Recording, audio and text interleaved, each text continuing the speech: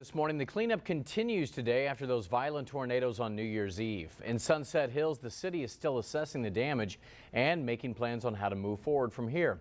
Fox News' Michelle Anselmo is live in Sunset Hills this morning with how the city is trying to stop the gawkers and help the victims all at the same time. Good morning, Michelle. Good morning, John. You know, standing here, the damage really is unimaginable, almost leaving you speechless. You know, we're right off Lindbergh.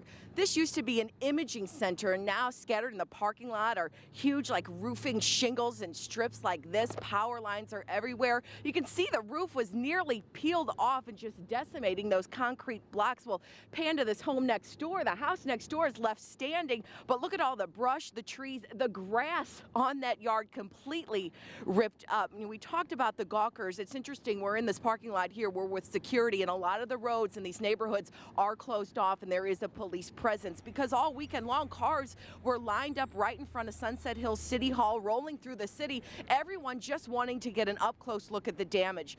Gawkers cannot believe the unbelievable destruction. We can't either. Now, Lindbergh, it's a very popular stretch, but until you come here and see it, it's really hard to comprehend. So one resident came up with the idea to ask all those gawkers for donations. The money collected will go toward a tornado assistance fund that's set up through City Hall, and the idea has caught on. And yesterday, city leaders were out holding booths that they borrowed from the Melville Fire Department to collect donations from anyone who drives by. They were collecting nickels, dimes, quarters.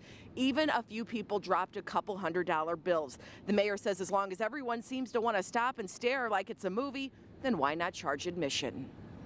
I feel bad for the people who lost their homes, and I want to try to help them. It's kind of like a toll road now where people are obviously coming by to take a view, so why not have them donate and give us a little bit of money as well too to help these families. It almost makes you sick. I mean, it hurts. It hurts to believe that this whole little community is just leveled.